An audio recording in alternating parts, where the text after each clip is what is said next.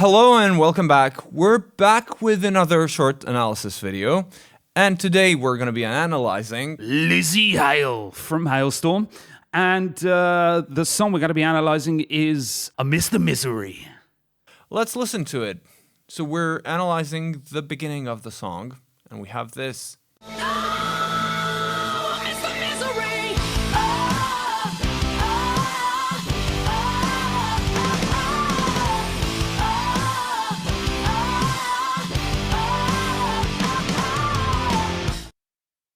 I absolutely love this way to just start a song and just make the beginning of your song something like, "Oh, I miss the misery!"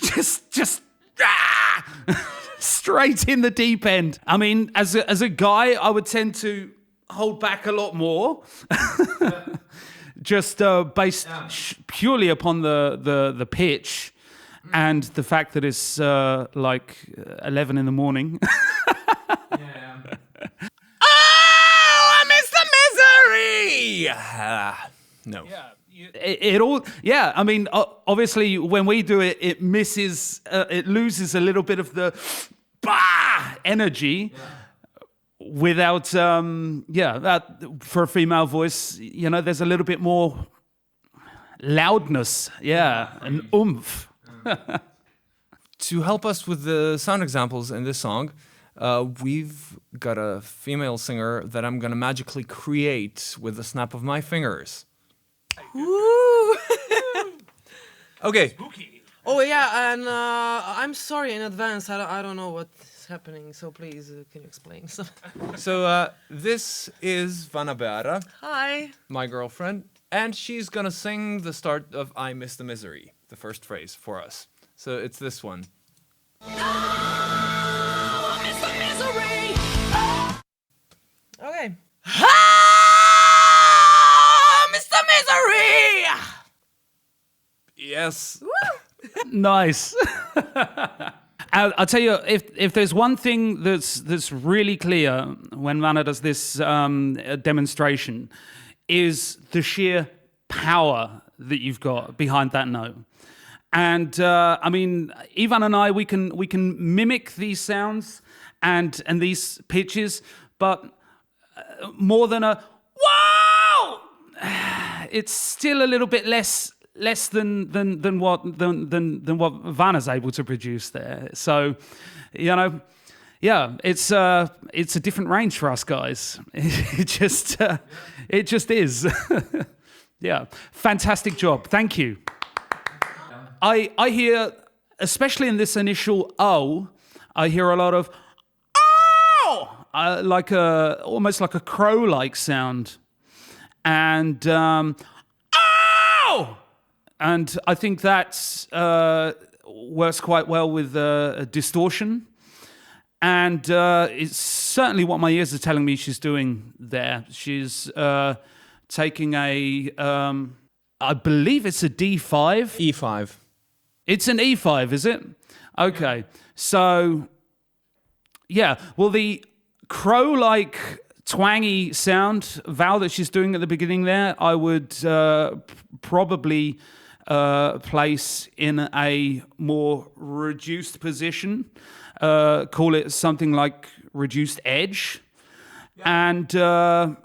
And I can hear through this, there's a bit of a palate raise going on there, a lot of twang, and then increase the volume, reduce density edge. Yeah, which would make sense for E5, since the D5 is the maximum pitch for overdrive for the female range. Yes. And then we go into overdrive. Yes.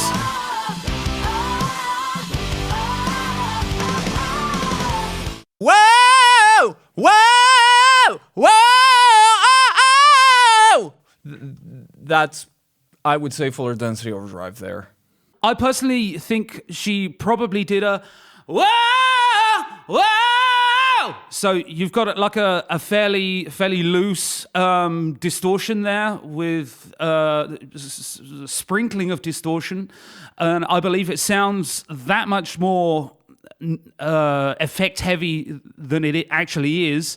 I think there are multiple layers there. Yeah, there's more vocals. I don't actually hear a distortion. No. Actually, yes, maybe a little bit. Yes, you're right. Yeah, I think it's subtle, but I think it stacks a little bit through the layers as well. It just gives it that, yeah.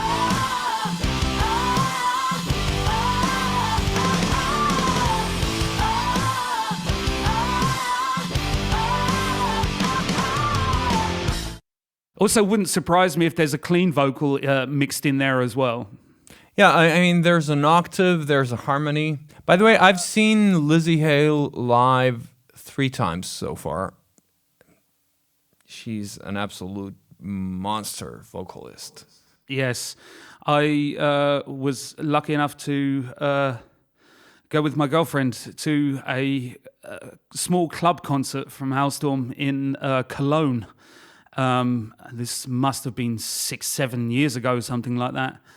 And yeah, amazing. They opened their set with a song from Pink Floyd, In the Flesh. And as a huge Pink Floyd fan, I was just like, I'm done. This can't get any better. This is going to be amazing. So, yeah, and she was vocally outstanding. Oh, yeah. Always is. It was an excellent night. When doing this, when we analyze this, we're analyzing the studio version. I hear using a lot of distortion and quite a contained effect. As I've seen her do it live, sometimes she moves away from distortion and uses a more rattle based approach. And a lot of rattle, sometimes even growl. Yeah. I have sometimes felt a little bit nervous when hearing the growl because it can become quite constricted in the higher range. It's difficult to do it high, but she seems to have no problem doing it. She does it really high, and I'm like, whoo! I wonder if I can do an example. I actually don't know. I don't think I've tried. So this could be a car crash. Let's go! So instead of a oh, I would hear a more oh, something more rolling. What might be the rationale as a singer to maybe use less distortion and more rattle in this instance? Do you think there's a logic to that? I don't know. I think it's just her sound. So I also think through the years she moved towards using more rattle even in the studio recordings. Yeah.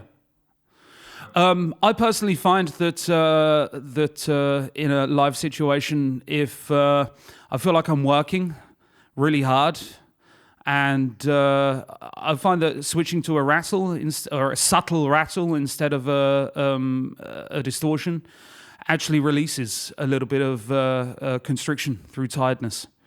For me personally. Thanks for watching. Let us know in the comments below who you'd like to see us cover next.